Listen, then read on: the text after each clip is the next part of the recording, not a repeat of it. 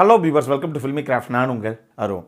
இந்த எபிசோடில் will Smith, Martin Lawrence உடைய நடிப்பில் ஒரு ஹாலிவுட் ஆக்ஷன் காமெடி ட்ராமாவாக இன்றைக்கி ஐமேக்ஸ் வெர்ஷன்லேயும் நாளைக்கு 2Dயில் இங்கிலீஷு தமிழ்னு சொல்லி எல்லா வெர்ஷன்லேயும் நாளைக்கு வெளியாக இருக்கக்கூடிய Bad Boys Ride or Die படம் எப்படி இருக்குது அப்படின்னு தான் இங்கே நம்ம பார்க்க போகிறோம்.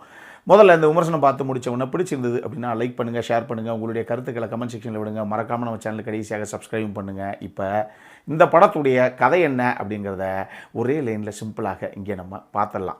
படத்தில் நம்ம ஹீரோ அவருடைய ஃப்ரெண்டு 2 பேரும் போலீஸ் டிபார்ட்மெண்ட்டில் டிடெக்டிவாக இருக்கக்கூடிய நபர்கள்.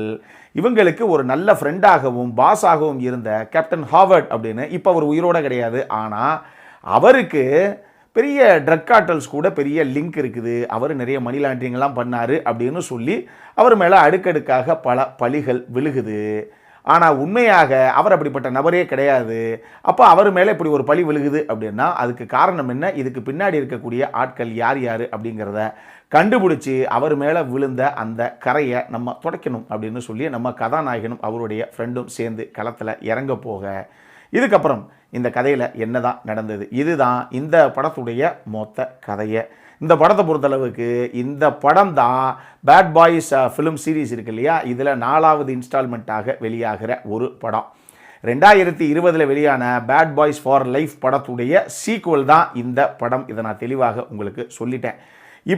அப்போ அந்த படத்தையும் பார்த்துட்டு தான் இந்த படத்தை பார்க்கணுமா, இல்லை ஒரு ஸ்டாண்டலோன் ஃபிலிமாக இந்த படத்தை பார்க்கலாமா அப்படிங்கிற அடுத்த டவுட்டு உங்கள் முன்னாடி வந்து நிற்கும். அது உங்களுடைய இஷ்டம் தான். என்கிட்ட கேட்டிங்கன்னா அந்த படத்தை பார்த்துட்டு இதை பார்த்தீங்க அப்படின்னா இன்னும் பெட்டராக அண்டர்ஸ்டாண்ட் பண்ணி இன்னும் பெரிய ஒரு கனெக்ட் உங்களுக்கு கிடைக்கிறதுக்கு வாய்ப்பு இருக்குது. காரணம் என்னென்னா, அந்த படத்திலேயே நடித்த பல நடிகர்கள் அதே கதாபாத்திரங்களோட அப்படியே இந்த படத்துக்குள்ளேயும் வர்றாங்க. அதனால் அதை பார்த்துட்டு இதை பார்த்தீங்க அப்படின்னா இன்னும் கொஞ்சம் பெட்டராக உங்களுக்கு கனெக்ட் கிடைக்கும். இந்த படத்தை பொறுத்தளவுக்கு வில் ஸ்மித்தும் சரி மார்ட்டின் லாரன்ஸும் சரி, இவங்க 2 பேர் தான் லீட்ஸு. இவங்களை வச்சு தான் இந்த படமே அப்படின்னு வச்சுக்கோங்களேன். அதனால் இவங்க எல்லாத்துலேயும் வரத்தான் செய்வாங்க. இவங்க 2 பேர்த்துக்குள்ளே ஒர்க் அவுட் ஆன காமெடியும் சரி, இவங்க 2 பேரும் சேர்ந்து ஒர்க் அவுட் பண்ண ஆக்ஷன் சீக்வன்ஸும் சரி, இது 2ம் தான் இந்த படத்துக்கு சொல்லக்கூடிய அளவில் பெரிய பலமே. அதுவும் இந்த 2 பேர் ஒரு பக்கம் இருக்கட்டும், நான் சொன்னேன் இல்லையா அந்த படத்தில் வரக்கூடிய பல பேர் இந்த படத்துலையும் வர்றாங்க அப்படின்னு. அதில் குறிப்பிடும்படியாக சொல்லக்கூடிய கதாபாத்திரங்கள் அப்படின்னா ஜோ பாண்டலியானோ அவராகட்டும், பெனிசா ஹட்சன் ஆகட்டும், அலெக்சாண்டர் லுட்விக் ஆகட்டும், போலா நூனஸ் அவங்களாகட்டும், ஜேக்கப் சேப்பியாவாகட்டும், இதெல்லாம் போக நம்ம டிஜே காலிட் அவராகட்டும், இவங்க எல்லாரும் அந்தந்த கதாபாத்திரத்தை நேர்த்தியாகவே கொண்டு வந்திருக்காங்க in terms of performance. Tasha Smith தான் இந்த படத்தில் மார்ட்டின் லாரன்ஸ் உடைய மனைவியாக வந்திருக்காங்க. ஏன்னா இதுக்கு முன்னாடி வந்த பாகங்கள் எல்லாத்துலேயுமே தெரசா ரெண்டல் தான் பண்ணியிருந்தாங்க. அந்த ஒரு சேஞ்சு இந்த படத்தில் முக்கியமாக நான் சொல்லுவேன். இது போக மீதி நடிச்சிருந்த எல்லாருமே அவங்கவங்க எடுத்துக்கிட்ட கதாபாத்திரத்தை நேர்த்தியாகவே பண்ணியிருந்தாங்க அப்படின்னு சொல்லலாம். நான் ஏற்கனவே சொன்ன மாதிரி ஒரு சில இடங்களில் செமையான காமெடி மூமெண்ட்ஸு, அதுவும் குறிப்பாக ஹீரோவுடைய ஃப்ரெண்டு ஹீரோ கிட்ட சொல்லுவாப்புல ஒரு சீரியஸான சீனில், எப்பா சிசிடிவி ஃபுட்டேஜில் எதுவுமே கேப்சர் ஆகலையாம்ப்பா, அப்போ கண்டிப்பாக உனக்கு பேனிக் அட்டாக் வந்த சமாச்சாரம்லாம் உள்ளே கேப்சர் ஆகிருக்காதுப்பா அப்படிங்கிற அந்த விஷயமாகட்டும். ஆக்சுவலி ரொம்ப சீரியஸாக ஒருத்தர் சொல்லிக்கிட்டு இருப்பார் நம்ம ஹீரோ கிட்ட. அந்த சீன் ஆகட்டும், டுவர்ட்ஸ் கிளைமேக்ஸில் போகும்போது எனக்கு தெரியும் இப்போ யாரை சுடணும்னு அப்படின்னு ஹீரோ சொல்லும்போது, எப்பா அவசரப்படாதப்பா அதெல்லாம் அப்பப்பா அப்படின்னு நம்ம மார்ட்டின் லாரன்ஸ் வந்து திருப்பி ரெஸ்பான்ஸ் பண்ணுற அந்த சீன் ஆகட்டும். இது எல்லாம் தாண்டி கடைசி கிளைமேக்ஸில் அந்த கிரில்லை யார் யூஸ் பண்ணுறதுன்னு ஒரு சண்டை ஒன்று வரும், அதுவாகட்டும்னு சொல்லி சின்ன சின்ன க்யூட்டான காமெடி மூமெண்ட்ஸை அட்டகாசமாக ஒர்க் அவுட் பண்ணியிருக்கு இந்த டீமு. அதே மாதிரி ஆக்ஷன் சீக்வன்ஸு அப்படின்னு நீங்கள் எடுத்துக்கிட்டிங்கன்னா அதகாலமாக தெரிக்க விட்டுருக்காங்க. அதில் பெருசாக நம்ம குறை சொல்கிறதுக்கு இல்லை. வீட்டுக்குள்ளே நடக்கக்கூடிய ஒரு ஆக்ஷன் சீக்வன்ஸு, ஜெயிலுக்குள்ளே நடக்கிறது, லிஃப்ட்டுக்குள்ளே நடக்கிறது, ஹெலிகாப்டருக்குள்ளே நடக்கிறதுன்னு சொல்லி வேறு லெவலில் சம்பவம் அட்டகாசமாக பண்ணியிருக்காங்க. அதுவும் அந்த வீட்டுக்குள்ளே நடக்கக்கூடிய அந்த ஆக்ஷன் சீக்வன்ஸை பார்க்கும்போது 2022 நம்ம கமல் சார் நடித்த விக்ரம் வந்தது இல்லையா, அதில் அந்த ஏஜென்ட் டீனா சம்பவத்தை யாரும் மறந்துருக்க மாட்டீங்க. எனக்கு அதுதான் ஞாபகம் வந்தது. அதுவும் குறிப்பாக அந்த ஆக்ஷன் சீக்வன்ஸை எப்படி இவங்க க்ளோஸ் அவுட் பண்ணாங்க அப்படின்னு அந்த விஷயத்தை பார்க்கும்போது, இந்த படத்தை பொறுத்தளவுக்கு இன்னொரு முக்கியமான விஷயம், எல்லா ஆக்ஷன் சீக்வன்ஸ்லையுமே சினிமோகிராஃபி, மியூசிக்கு, எடிட்டிங்கு, படத்துடைய overall sound designing, CG, VFX, எஸ்எஃப்எக்ஸ்னு எல்லாமே நீட்டாகத்தான் ஒர்க் அவுட் பண்ணியிருக்கு இந்த டீமு. அதுலேயும் எல்லா ஆக்ஷன் சீக்வன்ஸ்லையுமே டெஃபினட்டாக ஒரு ட்ரான் ஷாட் ஒன்று இருக்குது.